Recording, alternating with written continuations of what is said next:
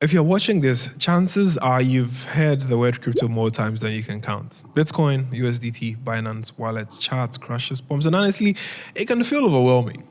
So in this series, we are not rushing anything. We're not trying to flip the money overnight. We're not doing hype as well. We're just doing understanding together, me and you. This is episode 1 and we're starting from the very beginning. No assumptions, no prior knowledge. By the end of this video, you know how to create a Binance account properly, how to secure it like someone who actually understands what you're doing, and how to avoid the common mistakes that get people hacked or scammed early.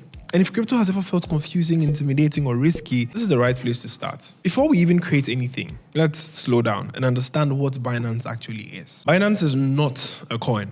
It's not magic, and it's not a get-rich-quick app. Binance is simply a crypto exchange. That's it. Think of it like a marketplace. Or just like a stock exchange lets people buy and sell shares, Binance lets people buy, sell, and store cryptocurrencies. And that's it.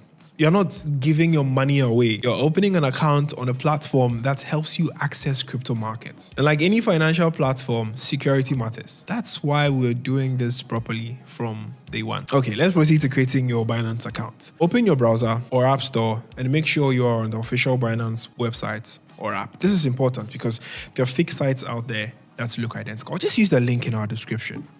Our simple rule is if you didn't type the address yourself or download from an official app store, please don't proceed. Once you're on Binance, you'll see the option to sign up. You can register using either your email address or your phone number. That's simple.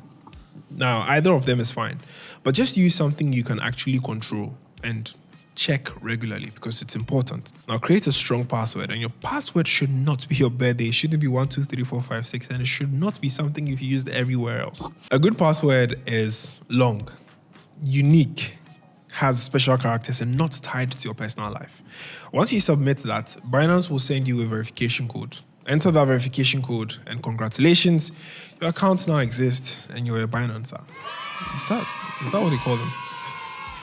But this is where most people stop, and that's where the problem actually starts. Let me say this clearly. If you're using crypto and you don't care about security, it won't be about if something goes wrong. It's when. Crypto doesn't have a customer care line that can reverse mistakes easily. So the responsibility will start with you. The good news is Binance gives you strong security tools. You just have to turn them on. The first thing you should do after creating your account is enable two-factor authentication, also called 2FA.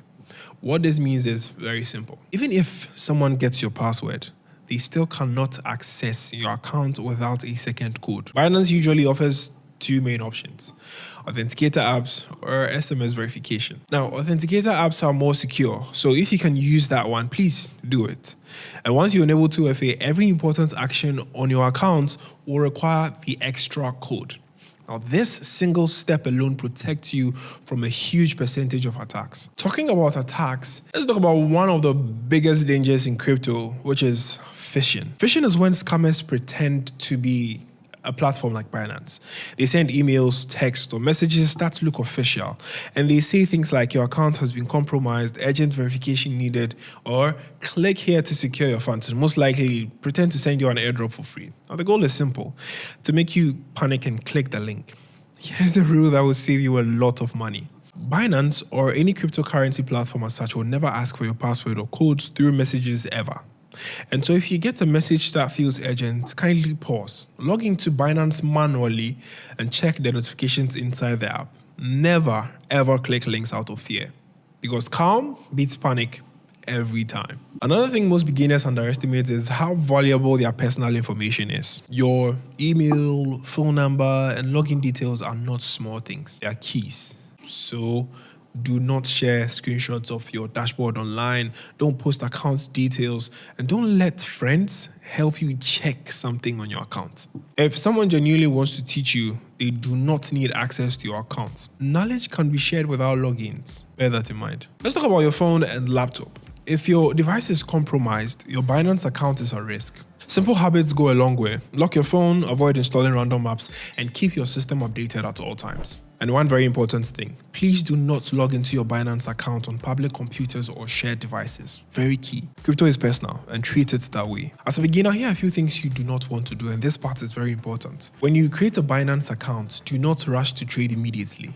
Do not copy random signals and do not follow screenshots from strangers. Your first job is not making profit. Your first job is understanding the platform. Learn where things are. Learn how deposits and withdrawals work, and learn how security settings function. Confidence comes from familiarity and not speed. Now, there's a reason why this foundation matters, because everything you do in crypto is built on this foundation. So if your account setup is weak, if your security is also lazy, and if your habits are rushed, then no amount of strategy will save you. But if your foundation is solid, you give yourself room to learn, grow, and make smarter decisions over time. This is not about being perfect.